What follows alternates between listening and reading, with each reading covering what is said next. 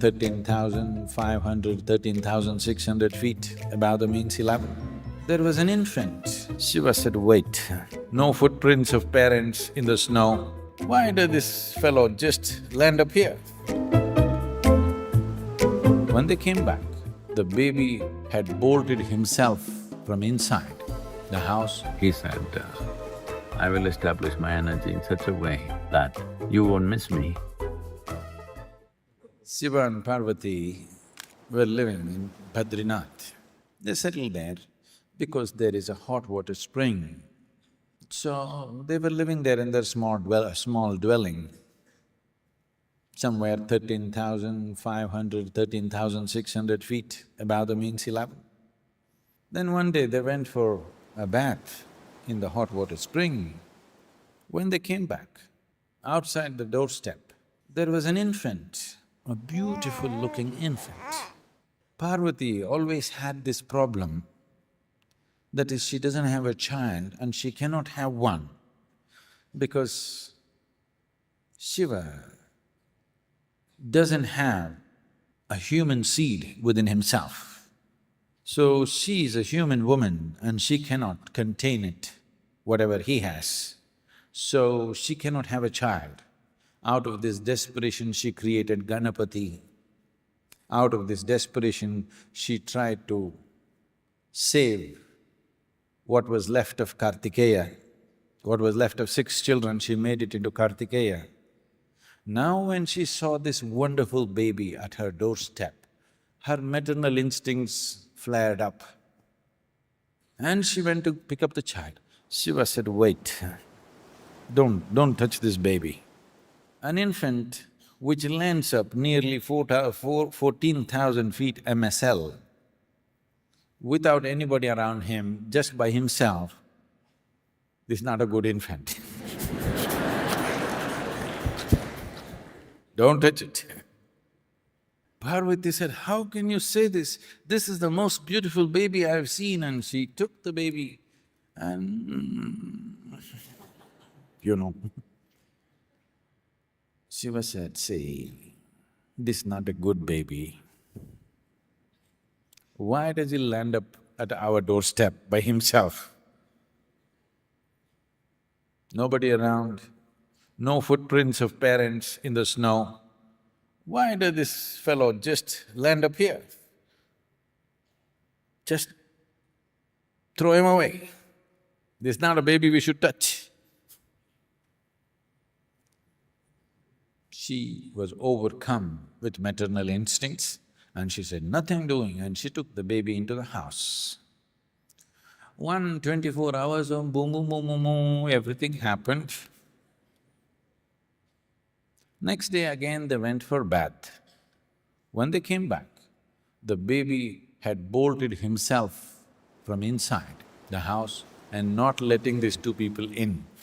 Parvati said, how is this? How can the baby bolt from inside? If a baby can land up at 14,000 feet, the damn baby can do anything.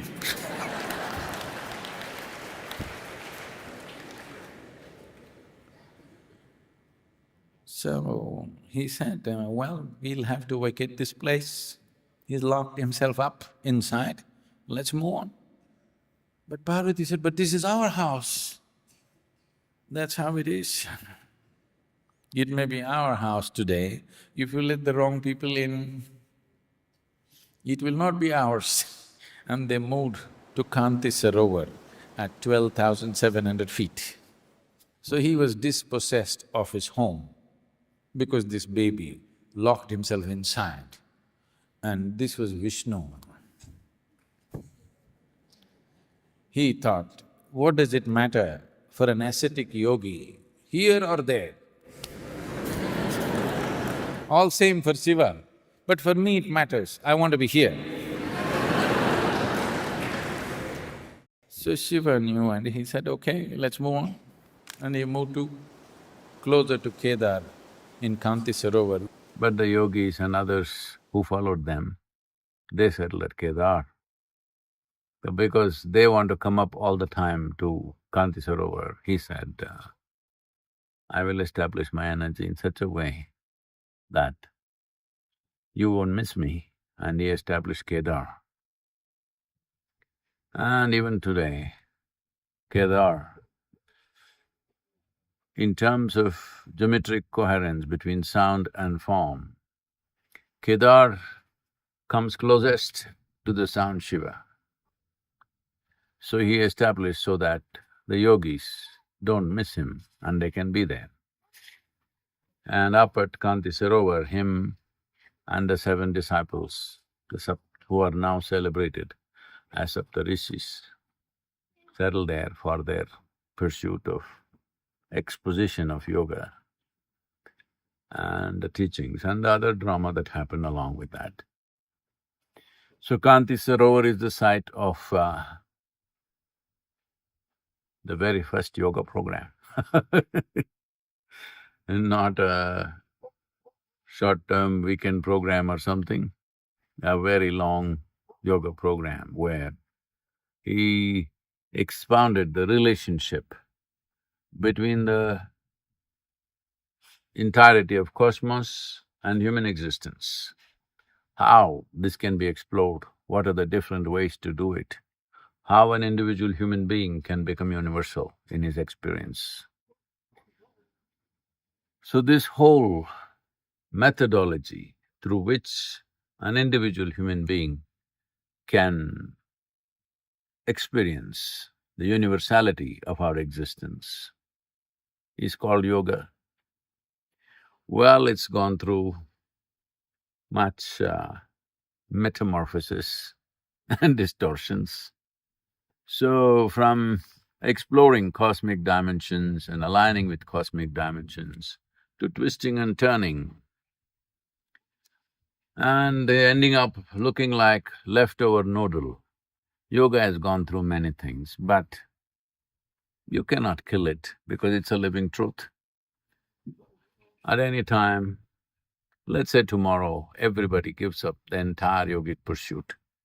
But after 1,000 years, somebody starts looking at it, it'll still be there because it's not in a scripture to be destroyed. It is not just in human memory to be erased. It is a living truth in the existence. It is just that exploration may take a certain amount of keenness of perception and resilience and perseverance to open these things up. But it's always there. So there is no fear of losing it totally, but generations of people may miss it. So there is an immense responsibility for this generation where for the first time we have tools of transmission with which we can reach the entire populations on the planet. At the same time, these same tools of transmission have become probably the most effective distraction for human beings ever in the history of humanity. So using them in the right sense and making sure that this becomes a possibility, not a distraction. This becomes an elevating process, not a way of becoming a confused mess. This is our responsibility as a generation.